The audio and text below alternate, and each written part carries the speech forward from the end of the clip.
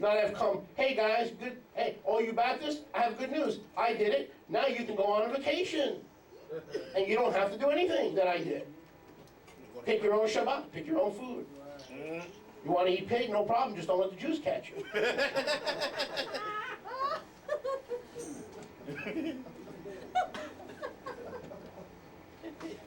Pork chops. Yeah, you missed those. So this is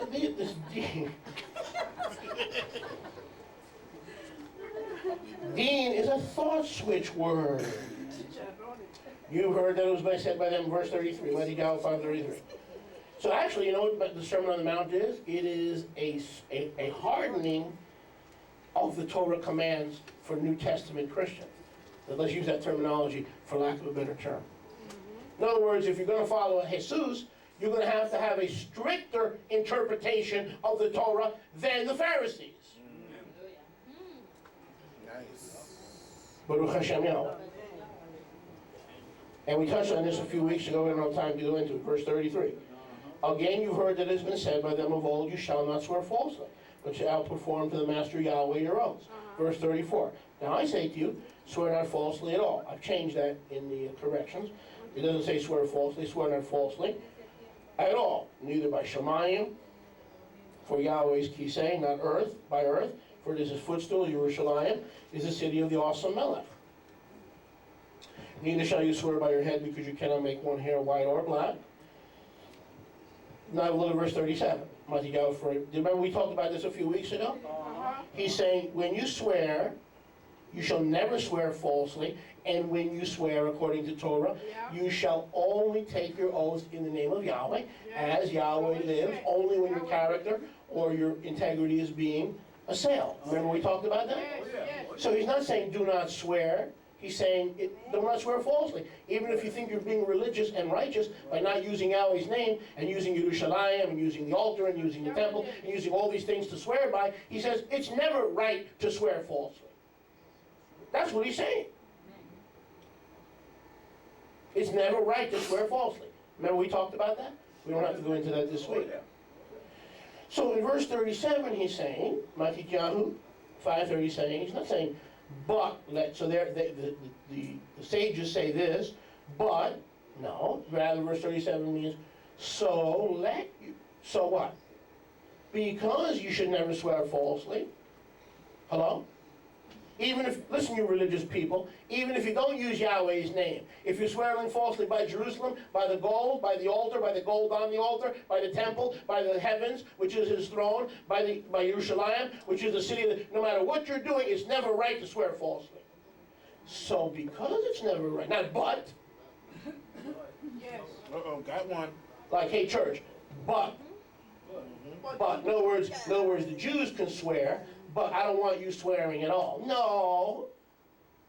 Verse 37, so because it's never right to swear falsely, so therefore let your communication be ken, or lo. Yeah, that's what he said. That's right. What's ken? It's not your neighbor's first name. In Hebrew it's yes, ken, lo means no. Let your ken be ken and let your lo be lo. Wake up. I mean, Wake up, Israel. Yeshua is saying in verse 37, so because it's never right to swear falsely, he's saying swearing falsely by anything or anyone is as wrong as not swearing correctly. He's saying, hey, Pharisees, you teach the Torah. Good job. But you're destroying it by your interpretation. Now let me help you how to properly fulfill the Torah. Ready? He's saying, by you not using Yahweh's name, meaning by not swearing correctly, you're just as guilty as if you swear falsely. Hello? So in other words, you are just as guilty. He's actually saying that the people who swear by any name other than Yahweh are wrong, and he's saying, and you're just as wrong. If the people swear by Yahweh's name and you don't, doesn't matter. You're just as wrong. Because you're swearing falsely. So were they teaching the Torah? Absolutely.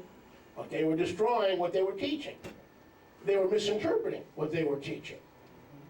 Correct? You're misinterpreting it. These are thought switch words. Verse 38. Now this is a biggie. You have heard that it has been said. And how does that come off? How does that come across? If you find someone sleeping, just please give them an elbow. How does that come across from an NTOC position? Look at verse 13. How does that come across from an NTOC position? Watch this. You've heard that it has been said, an eye for an eye and a tooth for a tooth. Matthew 5:38. Meaning, what's the nice Sunday slant on that? You know how the Jews talk about that legalism, eye for an eye? Aren't you glad you're not under the law? Come on now, isn't that what we're here? You know what they go eye for an eye, tooth for a tooth. Those poor, pray for those poor blind Jews. Pray for those poor blind Jews. They're busy pulling each other's teeth out and looking for the gold, and taking it to the jewelry stores and selling the gold, trying to make money on each other's teeth. You knock my teeth out, honey, I'll knock your teeth out. Bing, bing. You poke my eye out, I'll poke your eye. You know, we're not, praise gold. We're not, praise gold. Gold as in froze. What gold?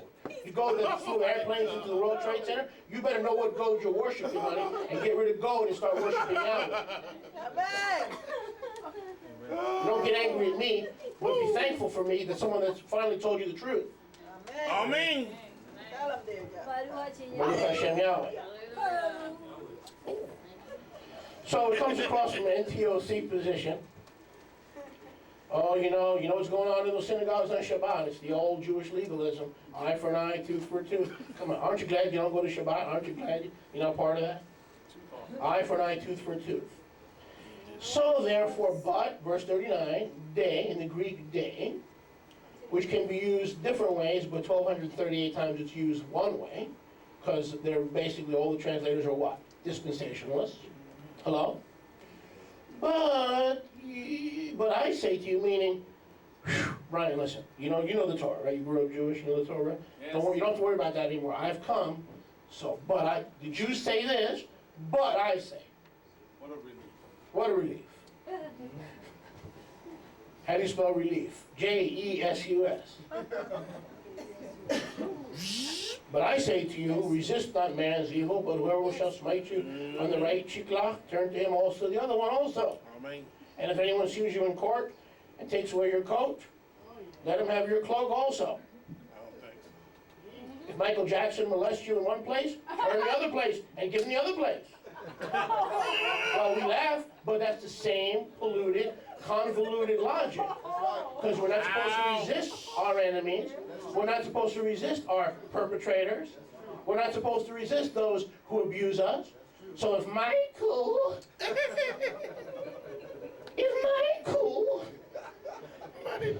gives you a touch somewhere, please turn the other cheek. And you know what kind? Oh, don't even go there, Rabbi. Don't even go there. Move on now. Just move on. Time to move on. Woo! Baruch Hashem Yahweh. Turn the other cheek. Not here. Really? Really, Pastor? Is that what you'd like me to do? Now, if we took this to an extreme, isn't that what would happen? That's right. If you're abused on one cheek, turn the other cheek, whether it's this cheek or any other cheek. I don't think so. I'm serious. No, I'm serious now. See, this is the problem with this kind of teaching, and all of us have come out of this. All of us have come out. How can the New Testament, the Brit Hadashah, contradict the Torah in one point? If the Torah allows for divorce, then Yeshua has to allow for divorce. But the right way, not to mistreat women and just line them up and don't even treat them with dignity. If you're going to take the time to get rid of a woman, do it with dignity. Don't just throw her out the house. So the heart of the Torah is grace. That is grace. That's the heart of the Torah. Baruch Hashem Yahweh. So watch this. Verse 39. So I say to you, resist not man's evil. Whoever will smite you on the right cheek, turn the other. Oh my gosh. Look at verse 42. Whoever asks you, give to him. Alcoholic, prostitute, homosexual, doesn't matter. If they ask you, you must give it to them. You really believe that's what Yeshua is saying? Absolutely No, not. he's saying this. Listen, Place I have bad news for the NTOC. What's the NTOC? New Testament only Christian. I have bad news. No Testament. The Jews never taught eye for eye, tooth for tooth. And when you took my neighbor's tooth out, I could not show up at your door and take out your tooth. Who told you that, Pastor? Where did you get that from? You see, if the presumption is wrong, the conclusion is going to be wrong. Right. You understand what I'm saying? Mm-hmm. You're presuming that the Jews pull out, if you pull out my teeth, I'll pull out your teeth. You pull out my eye, I'll pull out your eye. You hit me on one cheek, I'll turn the other cheek. No, you've heard it said, but the Jewish people never went around pulling out people's teeth. Unless they were dentists. Thank you, Brian. Pardon me. Do you understand what I'm saying? What Yeshua is saying is this. The term eye for eye, tooth for tooth means listen. We get it, we see it on television all the time. On CNN, Fox News, MSNBC. Oh.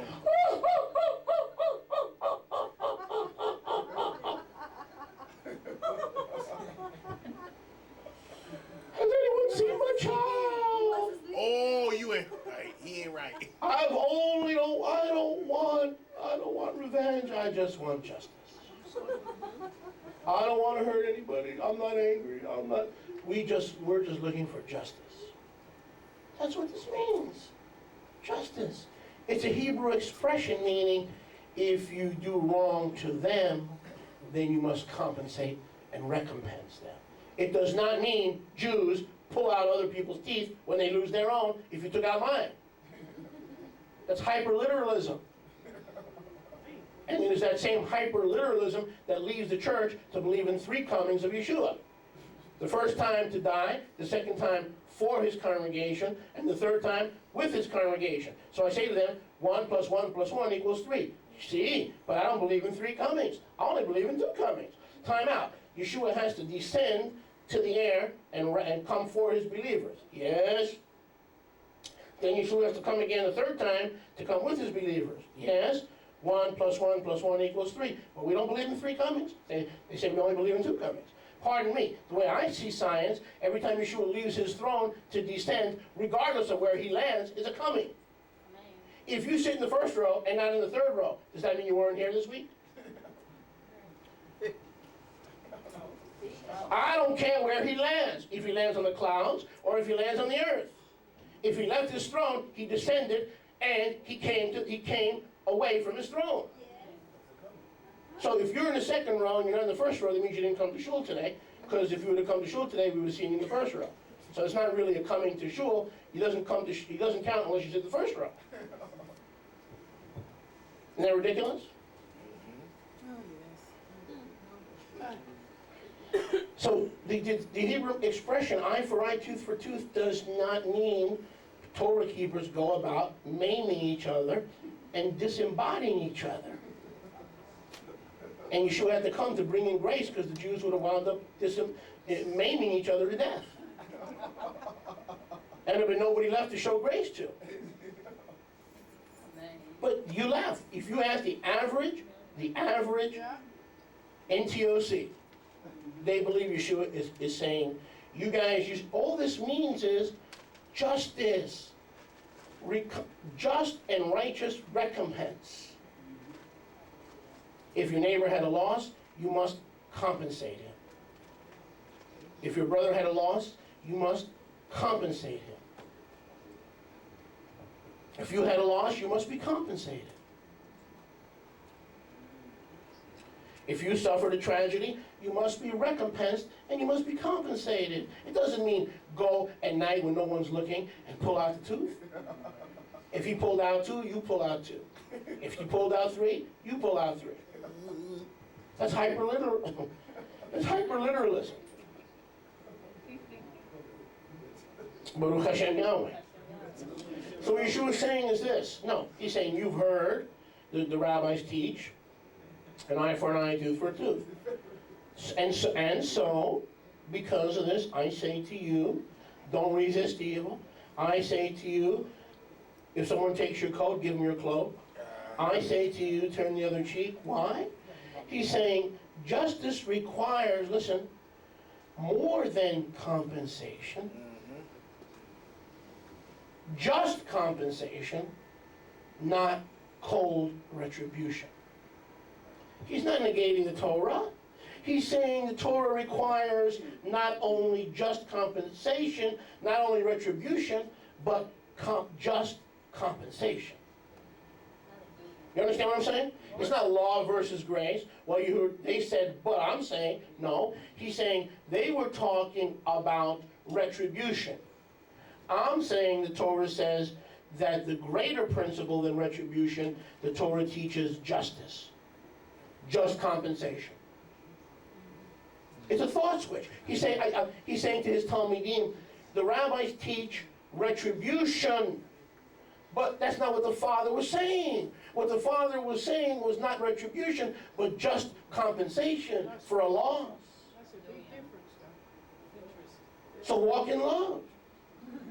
Recompense. Just compensation. Don't walk in retribution. They're destroying the Torah by retribution, and the Torah was not, these verses were not given as retribution in Israel. These verses were given to bring justice and to make sure justice was accomplished in Israel. Amen. You know that guy that was sleeping before, wake him up again? Don't let no one sleep on my watch, please.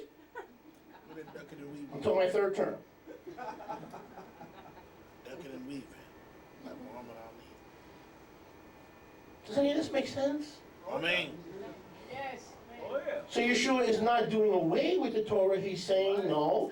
He's saying justice and righteous recompense and compensation for an injury suffered is the heart of the Father, not cold, lawless retribution, looking for someone to poke out someone's eyes or to do someone bodily harm because they've injured your daughter.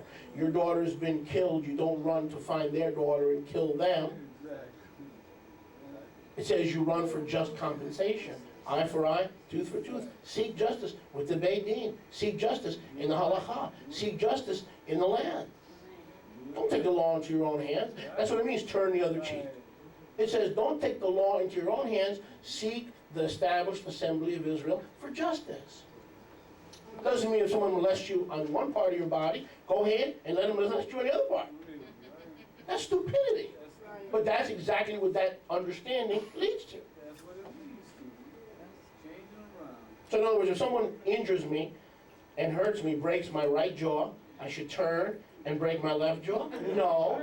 It means if he breaks my right jaw, I should follow the proper Torah authorities and the civil authorities to bring justice so that that person pays fully for my surgery, for my rehabilitation, and for damages suffered to my family because of loss of income. Right. Do it the right way. That's what it means, eye for an eye, tooth for a tooth. What about the It does not mean we take the law into our own hands. Right. So Yeshua is not saying but, he's saying the Torah says eye for eye, tooth for tooth, but no. He's saying because the Torah teaches justice, I'm saying to you, don't worry about cheeks and coats and cloaks, worry about justice. Amen. I'm preaching all right today, I'll tell you that. You own it. You I'm own gonna have it. more of that replenish. Baruch Hashem Yahweh. Do you understand what I'm saying? Oh, yeah. It's not a law versus grace. It is fulfilling the Torah through proper interpret the heart of the Father, Amen. understanding the heart of the Father, Amen. or destroying the Torah through your weird interpretations. I submit to you, it is that system and other religious systems that destroy the Torah. Our Moshiach, if you want to follow Moshiach, we have the correct interpretation of Torah. Not he's come to replace the Torah. He says, therefore, do not say. Go back, look at the language of verse 17. Look at the language of verse 17. This ought to blow your mind. Matthew 5:17. Look at the language. Think not. When Yeshua says think not, it's because that's exactly what we've been thinking. Let's be honest. Let's be honest. Don't think. In other words, stop that stinking thinking. Don't think. It knows everything that I'm going to say till the end of this chapter and the next, and to the end of time, and to the end of this age. Don't think anything that comes out of my mouth ever contradicts what the Pharisees are saying, it will only correct their interpretation and their understanding and their practice of what they're saying. Amen. Straight up. See the difference between the Aramaic and the Greek? One is a thought switch, one is a contrast. And that's why we got to get rid of these big buts. Are they big buts? They are very, especially when you come from a background that believes that Yeshua, Yahweh so loved the world that he gave his only son to nail the Torah to the cross. When you come from that background, you're going to have to get rid of these buts. Now, technically, from a translator's perspective, I did not make a mistake by leaving but in the text. Technically, from a translator's perspective, I did not make a mistake. However, for further clarification, it would be better in the future for me to put the word so and I already have it. If you look at my printed edition, you'll see I've already made that change. This is already at the printers when I realized that. So it's not incorrect. Any translation in the world will say the same thing as mine does. But we're always growing in Yeshua. Amen? We're always growing. In more ways than one.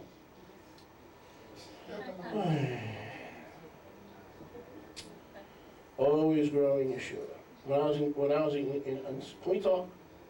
Oh, good. When I was in elementary school, I don't know what I want to mention. How did I think about that? You ain't I wrong. had Come on. oh. Come on, talk to me. Holla. Let it Come out. on, let it out. Come on, holla at me. Come on, bro. I had an assistant principal look at me and go, son, you know I care for you, but you're losing the battle of the bulge. Oh, he tried you. Oh, I didn't even understand what that was talking about. When I grew up, I think I finally understood what he was talking about. He punked He you. was right. Wow. Oh, man. The battle of the bulge. Verse 43. Okay, let's look at Matthew 5:43.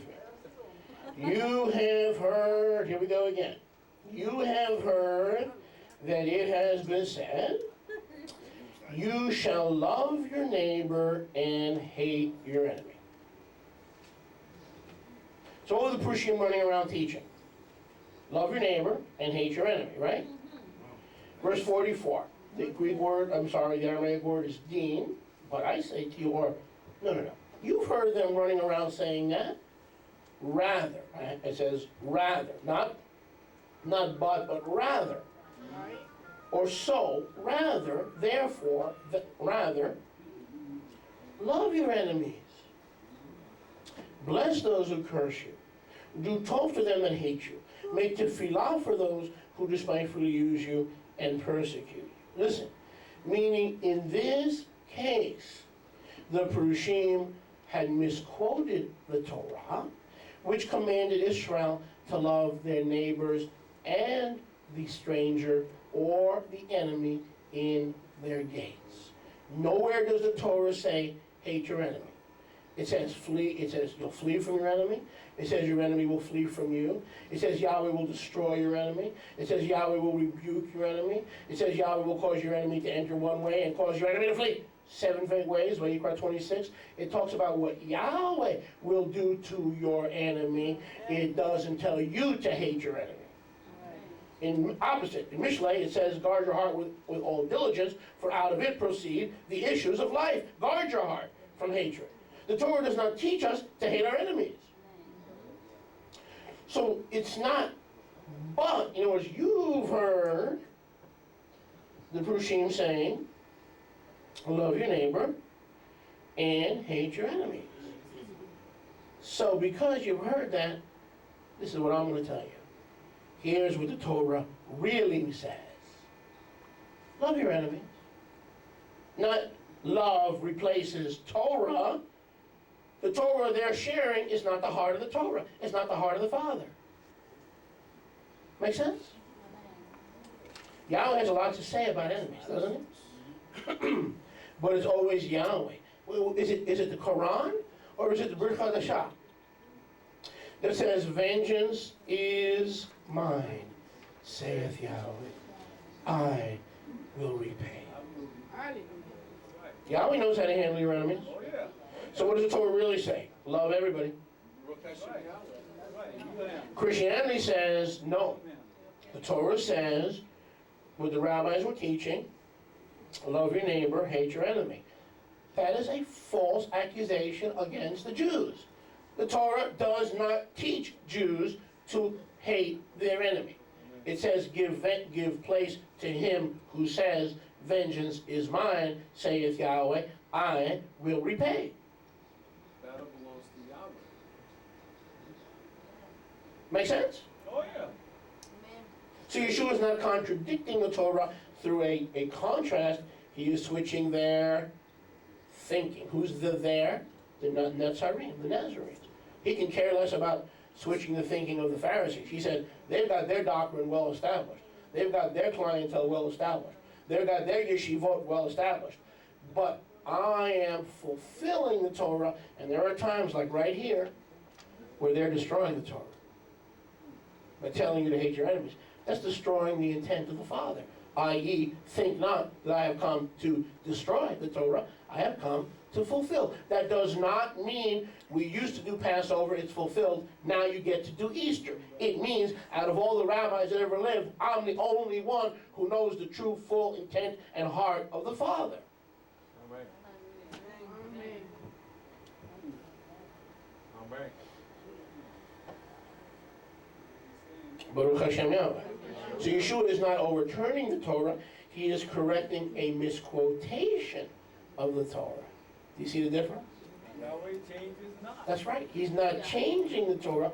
He is changing either a misquotation or a misconception. Do you understand? Yes.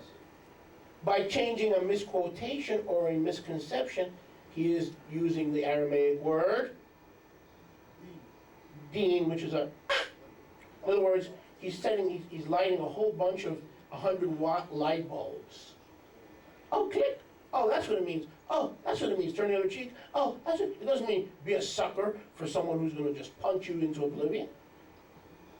These are light switches. I've always wondered about that. Have you ever wondered about that? Just shut up, little Moshe, and pay your tithes. Don't ask questions.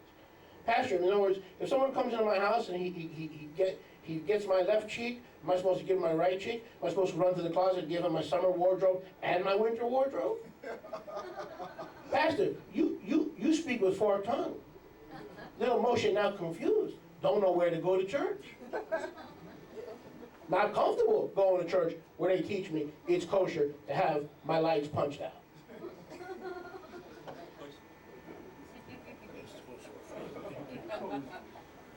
These five fingers. Isn't that interesting? What church should Moshe go to? I know that's right. Let me know. Baruch Hashem Yahweh. Baruch Hashem Yahweh. Now, look at this. Let's just jump to Matthew 6, quickly. Verse 3. So, now, I'm sorry, go back to verse 1. Take heed, Matthew 6:1. Is anyone enjoying? Amen. All right, I'll give up on that. Is anyone enjoying? Amen. Matthew 6:1. Take heed that you do not do your mitzvot before men, to be seen by them.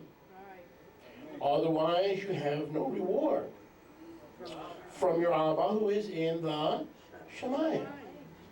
Therefore, when you perform your mitzvah, do not sound a shofar before you, as do the actors, the hypocrites, in the synagogues. Uh-oh. Maybe I've got to get out of the synagogue. And if you don't think this is taught that way, you're wrong.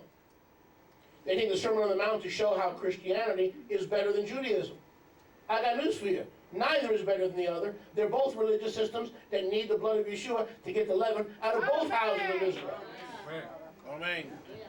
I like that.